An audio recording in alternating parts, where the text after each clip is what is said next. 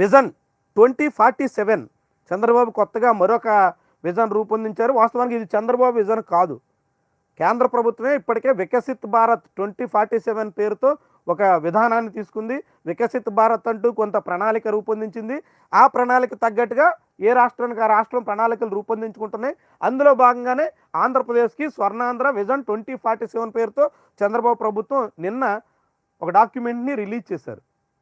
వాస్తవానికి చంద్రబాబుకి విజన్లు రూపొందించడం పెద్ద కొత్తవి కదా. ఆయనకి విజన్ 2020 గతంలోనే రూపొందించినటువంటి చరిత్ర ఉంది. అలాంటి విజన్ దార్శనికుడు, మార్గదర్శకుడు అంటగా నిన్న చంద్రబాబుని అందరూ కొనియాడారు.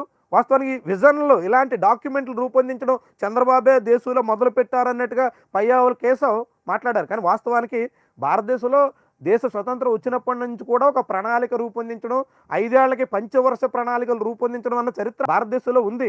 నెహ్రూ హయాంలోనే పంచవర్ష ప్రణాళికలు రూపొందించారు. 5 ఏళ్ల పాటు ఈ దేశం ఎక్కడెక్కడికి వెళ్ళాలి, ఏ రంగాల మీద కేంద్రీకరించాలి, ఎందులో మనకు అభివృద్ధి అయ్యే అవకాశం ఉంది, ఎంత మేరకు అభివృద్ధి అయ్యే అవకాశం ఉంది, దానికోసం ఎంత నిధులు వెచ్చించాలి, ఏం చేయాలి, ఇలా అనేక రకాల విషయాల మీద పంచవర్ష ప్రణాళికలు రూపొందించడం అప్పట్లో ప్రణాళికా సంఘం ఆధ్వర్యంలో జరిగేది. భారతదేశంలో చాలా కాలం ఆ సంప్రదాయం ఉంది. మోడీ ప్రభుత్వం వచ్చిన తర్వాత ప్రణాళికా సంఘాన్ని రద్దు చేసి నీతి ఆయోగ్ అనే ఒక కొత్త వ్యవస్థను తీసుకొచ్చింది. కానీ అంతకుముందు ఏ పార్టీ అధికారంలో ఉన్నప్పటికి కూడా ప్రణాళికలు భారతదేశం 5 ఏళ్ళు పంచవర్ష ప్రణాళికలు, అది కూడా రష్యా నుంచి అప్పట్లో సోవియట్ యూనియన్ నుంచి ఆదర్శంగా తీసుకుని, సోవియట్ యూనియన్లో అప్పుడు కమ్యూనిస్ట్ పార్టీ ఆధ్వర్యంలో ఇదే రకంగా ప్రణాళికలు రూపొందించే పద్ధతి ఉంది. కాబట్టి దాన్ని స్ఫూర్తితో భారతదేశంలో పంచవర్ష ప్రణాళికలు 1952 నుంచి అమల్లో ఉన్నాయి.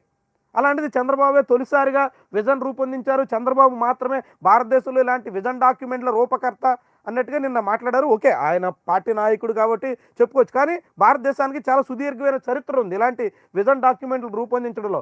నిన్న విజన్ స్వర్ణాంధ్ర 2047 సంబంధించి దిశ కల్పించేలా ఒక విజన్ రూపొందించారు. ఇందులో ఒక ఆసక్తికరమైనటువంటి విషయం ఏంటంటే, ఇందులో కీలకమైనటువంటి వ్యవహారం ముఖ్యంగా ఈ విజన్ డాక్యుమెంట్లో 5 నగరాలని ప్రధానంగా కేంద్రీకరించాలి అంటూ ఒక నిర్ణయం తీసుకున్నారు. ఆ 5 నగరాల విషయంలో 5, అందులో అమరావతి రాజధాని ప్రాంతంలో సాంకేతిక అంటే ఐటీ టెక్నాలజీ సాంకేతికత అంతా అమరావతి ప్రాంతంలో కేంద్రీకరించాలి. ఐటీని అమరావతికి కేంద్రం, అమరావతిని ఐటీకి కేంద్రంగా మార్చాలి.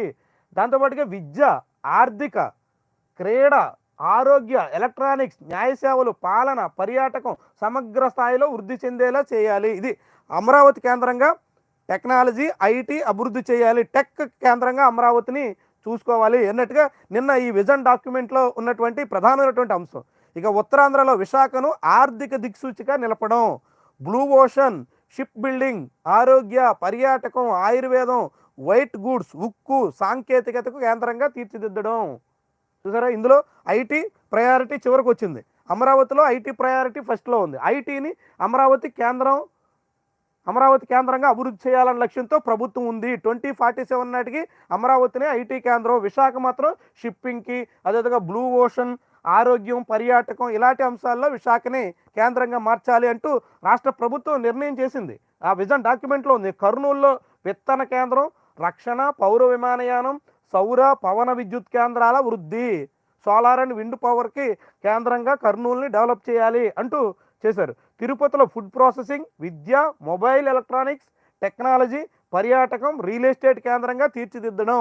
తిరుపతి రియల్ ఎస్టేట్ కేంద్రంగా తిరుపతిని అభివృద్ధి చేయాలని విజన్ 2047 స్వర్ణాంధ్ర 2047లో రూపొందించారు. ఇక గోదావరి ప్రాంతంలో కాకినాడను ఆర్థిక దిక్సూచిగా మలుచుకుని ఆ ప్రాంతంలో aqua, oil and gas, shipping and manufacturing యూనిట్లను అభివృద్ధి చేయాలి. ఇది చంద్రబాబు యొక్క విజన్ 2047లో ముఖ్యమైనటువంటి అంశాలు. అమరావతిని టెక్నాలజీకి, విద్యకి, ఆర్థిక, క్రీడలకి అనేక రంగాల్లో అభివృద్ధి కేంద్రంగా మార్చాలి.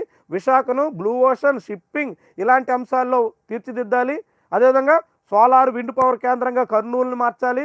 రియల్ ఎస్టేటు, ఇతర విద్యారంగానికి కేంద్రంగా తిరుపతిని డెవలప్ చేయాలి.